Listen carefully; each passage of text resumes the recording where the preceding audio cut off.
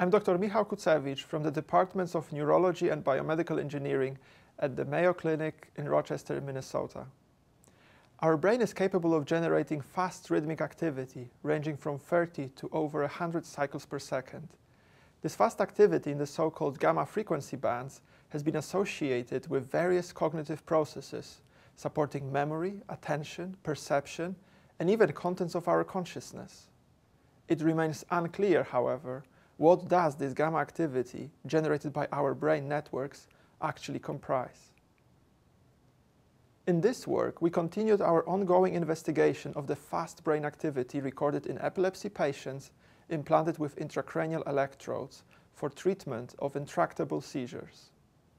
So gamma activity was recorded directly from the human brain during performance of free recall memory tasks.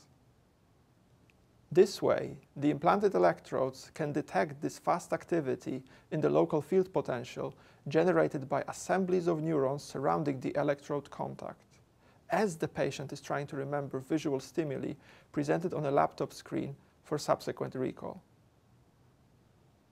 These unique human brain recordings allowed us to detect and carefully characterize every single instance of increased power in the gamma frequency bands, as you can see in the figure, showing 4 example gamma detections.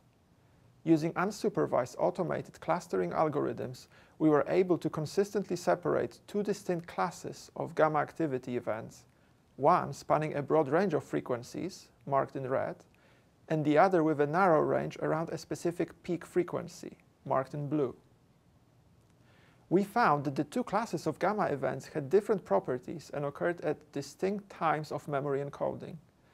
The blue narrowband events, comprising most of the detections, were gradually increased throughout stimulus presentation times, in contrast to the broadband class, which showed an immediate, sharp response to the stimulus. Unlike the blue narrowband events, this sharp peak response of the red broadband events coincided with the timing of the evoked response potentials, was coherent with their corresponding low-frequency oscillations in the theta band, and correlated with their amplitude.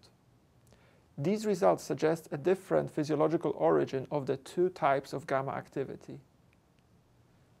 Surprisingly, the 2 activity types showed similar predictive value for successful memory encoding in the high gamma frequency bands. There were consistently more events detected in response to words that were subsequently recalled compared to those that were forgotten. Both types showed an interesting flip-over positive-negative pattern of this subsequent memory effect, which occurred relatively earlier and with lower magnitude for the red broadband events. We still don't know the physiological origins of the 2 gamma activity types.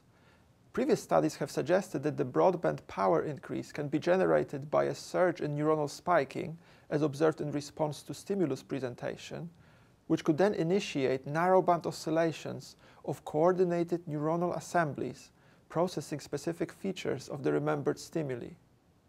This hypothesis remains to be tested with the emerging large-scale, high-density brain recordings. In conclusion, we found evidence for 2 distinct types of gamma activity, which can be easily separated and used to improve neurophysiological biomarkers in the clinical practice and in the development of new brain-machine interface technologies. Thank you for this opportunity to present our work.